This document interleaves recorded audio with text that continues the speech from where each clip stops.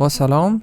در این ویدیو به ایندیکیتور مکدی میپردازیم و با هم نحوه درست استفاده از ایندیکیتور رو میبینیم. تا انتهای ویدیو با ما همراه باشید.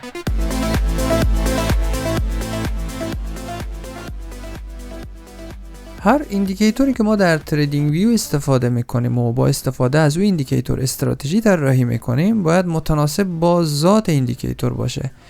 به عنوان مثال اگر از RSI استفاده میکنیم باید متناسب با ای که RSI ایندیکیتور مومنتوم هست از RSI استفاده کنیم. مثلا اگر از RSI برای خرید در نواحی اوورسولد و یا فروش در نواحی اووربات استفاده کنیم در واقع هیچ استفاده ای از مومنتوم نکردیم و دچار اشتباه میشیم. در اینجا قصد نداریم در رابطه با RSI صحبت کنیم و قبلا در این رابطه ویدیو تهیه شده که از لینک موجود در دسکریپشن او ویدیو رو حتما ببینین. حال در رابطه با ایندیکیتور مکدی هم به همین صورت باید ابتدا ببینیم که مکدی چی نوع ایندیکیتوری هست و بر اساس نوعیت ایندیکیتور از او استفاده کنیم.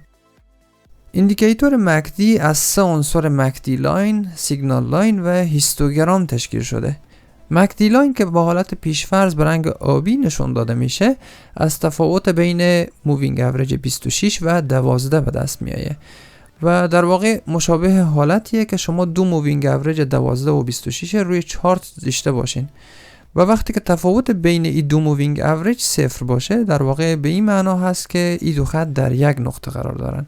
مثلا ما در اینجا روی چارت دو مووینگ اوریج 12 و 26 رو داریم. اینجا میبینین که هر وقت دو مووینگ اوریج با هم کراس داشته باشند خط مکدی هم دقیقا در نقطه صفری قرار داره. سیگنال لاین هم از مکدی لاین به دست میایه و مووینگ اوریج 9 از مکدی لاین هست. پس خط سیگنال همیشه از خط مکدی کندتر حرکت میکنه، یعنی ابتدا خط مکدی حرکت میکنه و بعد از او به دنبال او خط سیگنال حرکت میکنه. هیستوگرام هم از تفاوت بین دو خط مکدی و سیگنال مشتق شده، یعنی هر وقت مکدی لاین بالای سیگنال لاین بود هیستوگرام سبز رنگ میشه و برعکس. در داخل هیستوگرام هم میبینیم که ستونهای کم رنگ و پر رنگ وجود داره که این کم رنگ و پر رنگ بودن هم به دلیل مقدار فاصله بین دو خط هست، یعنی اگر فاصله بین دو خط از هم زیاد باشه مثل این قسمت ما سبز پر رنگ داریم و وقتی که کم کم خط مکدی به خط سیگنال نزدیک میشه و فاصله کم میشه ستونهای سبز کم رنگ ایجاد میشه و بعد از برخورد دو خط هم هیستوگرام تغییر رنگ میده. خب پس تا اینجا دیدیم که اساس شکلگیری مکدی ترکیب مووینگ اوریج ها هست و ما قبلا مووینگ اوریج ها علاوه بر اینکه به عنوان محدوده های حمایتی و مقاومتی استفاده میکردیم به منظور تشخیص ترند هم به کار می گرفتیم. مثلا می گفتیم که اگر قیمت بالای مووینگ اوریج 200 باشه ترند صعودی داریم. خب پس یکی از کاربردهایی که متناسب با ذات مکدی میتونیم داشته باشیم استفاده از مکدی برای تشخیص ترند هست. گاهی اوقات هم از برخورد دو مووینگ اوریج برای تعیین مومنتوم هم استفاده میشد. مثلا اگر مووینگ اوریج 12 مووینگ اوریج 26 رو به سمت بالا قطع کنه میشه گفت که مومنتوم صعودی بر بازار حاکم هست. پس یک کاربرد دیگه هم میشه استفاده از مکدی برای تعیین مومنتوم باشه.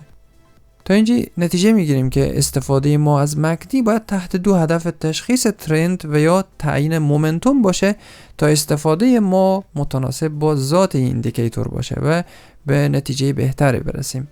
حال با هم دو استراتژی مؤثر در استفاده از مکدی میبینیم. استراتژی اول بر پایه مومنتوم هست و ما در این استراتژی از دایورجنس در خط مکدی استفاده میکنیم. این حالت مشابه استفاده از دایورجنس در RSI که قبلا در ویدیوی مربوطه توضیح داده شده که لینک ویدیو در دیسکریپشن موجوده. در کل دایورجنس حکایت از عدم تطابق داره، یعنی حرکت قیمت در چارت با حرکت مکدی تطابق نداشته باشه. به عنوان مثال اگر در چارت قیمت حرکت صعودی بود و سقف قیمتی جدیدی ایجاد شد ولی در مکدی اتفاق نیفتاد، این موضوع نشان دهنده کم شدن مومنتوم صعودی هست و زمانی که پشت حرکت صعودی مومنتوم کافی نباشه هر لحظه امکان نزول قیمت وجود داره. و یا برعکس اگر قیمت همچنان در حال سقوط باشه و کف پایینتر از کف قبلی ایجاد کنه، ولی در مکدی روند صعودی مشاهده کردیم و کف بالاتر از کف قبلی ایجاد شد، این دایورجنس یا عدم تطابق تفسیر کننده این مطلب هست که از مومنتوم نزولی بازار کاسته شده و هر لحظه امکان معکوس شدن ترند وجود داره. ما علاوه بر دایورجنس در خط مکدی از دایورجنس در هیستوگرام هم میتونیم استفاده کنیم.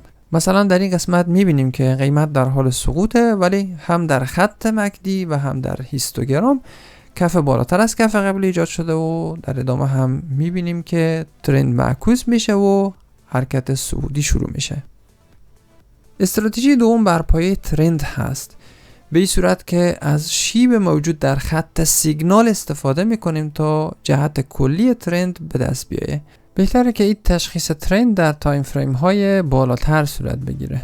حال چرا از خط سیگنال استفاده میکنیم؟ چون خط سیگنال مووینگ اوریجی از مکدیه و نویز کمتری داره و به نوسانات کوتاه مدت کمتر حساسیت نشون میده. در این استراتژی وقتی شیب خط سیگنال به سمت بالا باشه ترند صعودی داریم ما و باید دنبال موقعیت مناسب برای خرید باشیم، و برعکس شیب رو به پایین خط سیگنال هم حکایت از ترند نزولی داره. خیلی جاها شاید دیده باشین که از کراس یا تقاطع مکدی با خط سیگنال به عنوان تغییر ترند استفاده میشه که از نظر من این کار اشتباهه، چون این کراس معمولا در حالت اتفاق میفته که یک حرکت صعودی و یا نزولی قوی در چارت اتفاق میفته که این حرکت ممکنه در میانه یک ترند باشه. مثلا در بین یک ترند نزولی باشیم و یک کراس اتفاق بیفته و ما اقدام به خرید کنیم، ولی روند نزولی همچنان میتونه ادامه پیدا کنه. به علاوه در اکثر مواقع چون کراس بعد از یک حرکت شدید اتفاق میفته معمولا پولبکی هم داریم و درست نیه که با دیدن کراس وارد معامله بشیم. اما شیب کلی خط سیگنال دید بهتری در رابطه با تشخیص ترند به ما میده. در انتها توصیه میکنیم که هر استراتژی که قصد دارین استفاده کنین حتما در گذشته چارت بررسی کنین که به چه صورت عمل کرده و آیا در تایم فریمی که شما کار میکنین خوب بوده یا نه. در رابطه با نحوه بک تست گرفتن هم در آینده ویدیو خواهیم گذاشت.